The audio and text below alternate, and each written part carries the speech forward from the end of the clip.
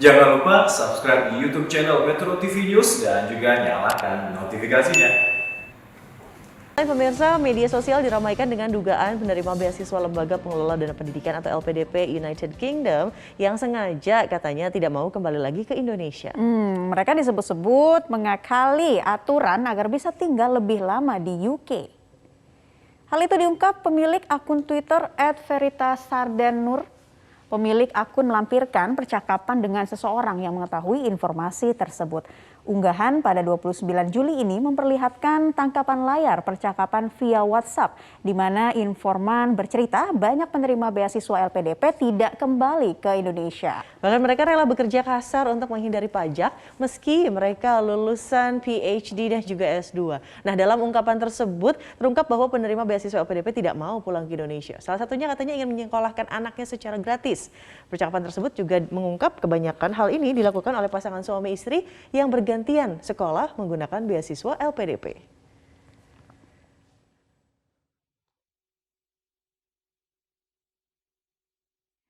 Dan kami telah meminta tanggapan pihak LPDP untuk bergabung bersama kami siang hari ini, namun berhalangan.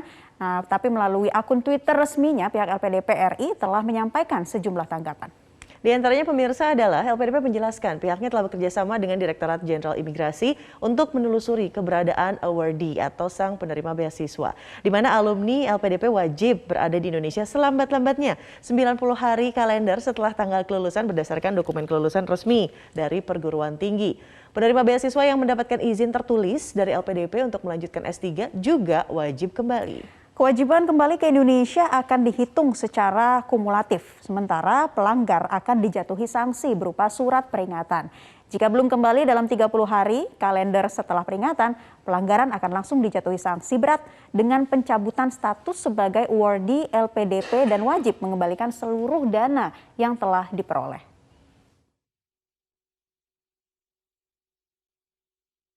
Dan saat ini sudah bergabung bersama kami salah seorang penerima beasiswa LPDP tahun 2016, Rina Santi Sijabat. Ya, saat ini Rina bertugas sebagai Inspektur Migas Muda di Direktorat Jenderal Minyak dan Gas Bumi, Kementerian Energi dan Sumber Daya Mineral.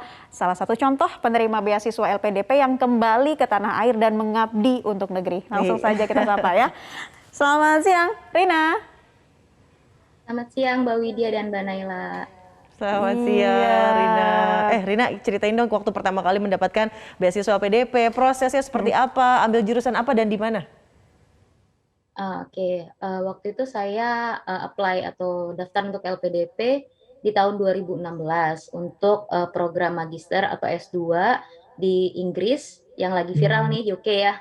Di Inggris, di London, tepatnya di University College London dengan jurusan Global Management of Natural Resources. Dan itu memang masih sangat beririsan dengan bidang pekerjaan saya. Di situ saya proses mendapatkan beasiswa LPDP-nya kurang lebih sama ya dengan proses yang dilakukan oleh tim LPDP sekarang. Setelah mendapatkan letter of guarantee dari kampus tujuan saya diminta menandatangani kontrak belajar dengan LPDP sebelum akhirnya saya bisa menerima fasilitas biaya kuliah dan biaya hidup selama saya S2. Begitu. Ya. Tapi Nah, puji Rina, Tuhan sih Mbak Widya dan Mbak Naila, kalau bukan karena LPDP, kayaknya saya berani mimpi aja enggak gitu untuk sekolah ke luar negeri. Karena kalau thanks to LPDP ya untuk Rina Jadi ya. merasa sangat terbantu begitu dengan hadir LPDP ya? Ya, nah ini dari 2016 tadi kan Rina katakan ada semacam tanda tangan kontrak begitu ya. Nah, di dalam klausul ada tidak mengatakan untuk kemudian klausul untuk kembali ke tanah air setelah mengenyam pendidikan itu seperti apa? Apakah jelas? Bisa Anda jelaskan, Rina? Ya, kebetulan saya juga punya beberapa kenalan dan kerabat juga yang mendapatkan beasiswa LPDP baik sebelum 2016 dan setelah 2016. Yang saya tahu memang kalau sebelum 2016 itu klausul harus pulang atau ya dinyatakan secara legit ya di dalam kontrak itu mungkin kayaknya enggak.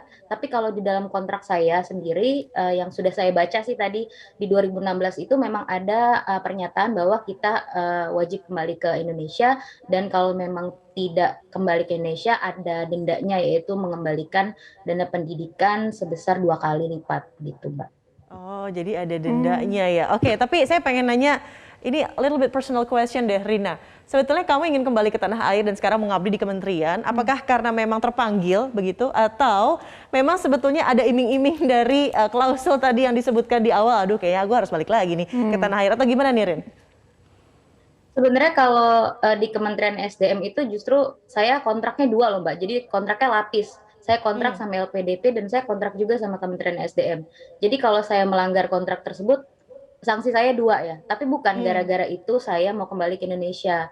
Sebenarnya kalau mau jujur, saya itu dapat kesempatan juga fully funded PhD dari profesor saya waktu saya S2.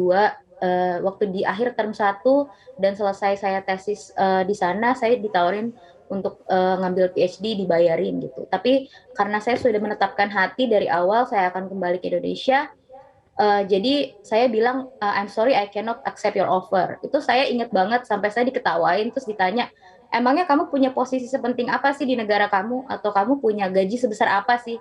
Ya saya ceritain gaji saya segini gitu, gaji PNS, dan dibilang it's so absurd, dibilang kayak gitu. Tapi ya gimana ya, karena emang dari sebelum saya berangkat ke Inggris pun saya sudah menetapkan pilihan saya bahwa saya belajar untuk pulang ke Indonesia gitu. Jadi saya tuh berasa kayak special agent-nya Indonesia gitu buat belajar cari ilmu, that's really nice. kopas, terus inovasi gitu. Jadi nggak kepikiran untuk cari-cari Stay di peluang sana. atau cari-cari kesempatan gitu loh Mbak. Jadi Iya, memang iya. sudah memantapkan hati dari awal gitu ya untuk kembali dan bisa mengabdi ke tanah air. Nah, Itu- kalau Terus profesornya bilang, have you lost your mind? Ini aku dibiayain loh Iya, gitu ya. ini yang menarik dari penerima beasiswa LPDP. Nah, bagaimana kalau Rina sendiri menanggapi informasi yang viral ada penerima beasiswa LPDP yang ternyata tidak mau kembali ke tanah air?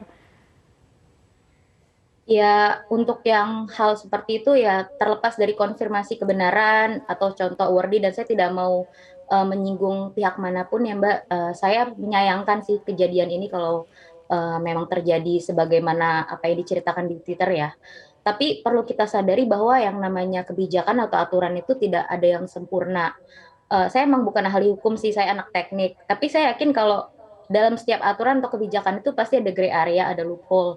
Dan begitu juga dengan aturan LPDP. LPDP itu punya tanggung jawab yang sangat besar menurut saya Mbak. Karena harus ngatur anak-anak pinter nih. Anak-anak pinter yang bisa membaca peluang. Jadi kita tuh sebagai awardee seharusnya tidak hanya melihat dari sisi hukum atau legalnya aja, tapi kita juga harus berpikir berlandaskan etika dan hati nurani ya. Kalau misalnya kan sering tuh dibilang, tapi Indonesia nggak ada lapangan pekerjaan yang pas buat saya, atau saya nggak dihargain, atau gaji saya kecil banget di Indonesia. Apakah secara etis atau secara hati nurani kita sebenarnya pantas nggak sih untuk bilang itu gitu kepada pihak yang sudah memberikan investasi kepada kita gitu. Padahal APBN itu kan disokong dari utang juga kan Mbak, utang yang juga berbunga. Kita utang ke pihak lain yang ada bunganya, yang sebenarnya Indonesia bisa aja invest ke hal-hal lain yang lebih profitable, tapi ternyata lebih memilih untuk berinvestasi pada awardee LPDP, dan itu disalahgunakan. Itu saya menyayangkan sih.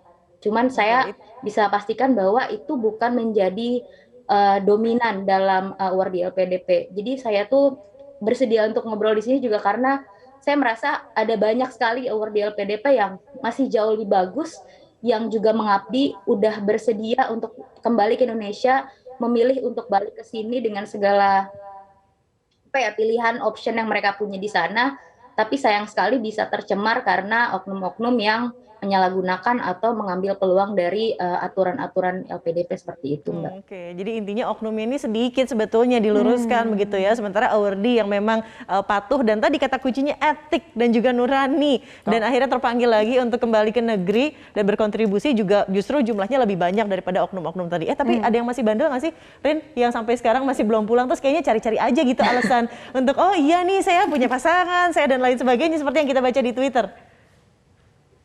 Ya, kalau misalnya kayak gitu, kalau kita mau plototin satu-satu ya, mungkin bisa aja sih Mbak nemu. Karena yang namanya argumen tuh bisa aja sih dibikin. Tapi kembali lagi saat kita melakukan sesuatu, hati nurani kita tuh jangan di silent gitu, jangan di mute. Kita pikir yang kita lakukan tuh benar atau enggak. Karena saya yakin banget apa yang dilakukan dengan mindset yang benar itu pasti hasilnya baik.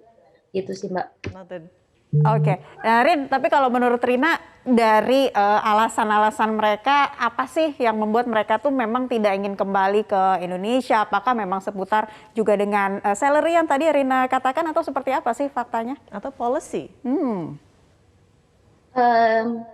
Banyak sih Mbak, beragam, mulai dari faktor finansial, ada juga faktor psikologis.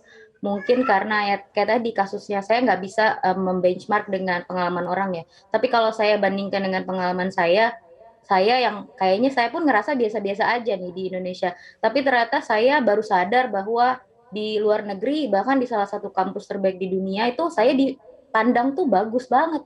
Saya tuh kesel, aduh, lost opportunity nih. Tapi ya karena apa ya, kayak saya tuh udah akad gitu ceritanya. Kalau kita nikah tuh kita udah akad Komitmen sama ya? pasangan kita, masa ngelihat cowok ganteng terus kita langsung udah deh pindah ke cowok ganteng gitu kan. Jadi karena di situ dengan komitmen yang sudah saya kuatkan, jadi ya itu sih Mbak, mungkin godaan-godaan yang seperti itu karena komitmennya tidak terlalu kuat atau landasan berpikir untuk kembali ke Indonesia itu lebih karena kewajiban bukan karena faktor kesadaran diri. Makanya ya alasan itu bisa aja dicari-cari, loophole itu bisa banget dicari-cari gitu sih Mbak. Oke. Iya. Terima kasih nih Rina Santi Sijabat, penerima beasiswa LPDP tahun 2016 sudah berbagi perspektif bersama kami. Nanti mungkin akan kembali ke Indonesia terus lanjut lagi nerima tawaran profesor. Tapi nanti balik lagi maksudnya gitu loh. Rina Santi Sijabat, terima kasih sudah bergabung bersama kami. Sukses, salam sehat selalu.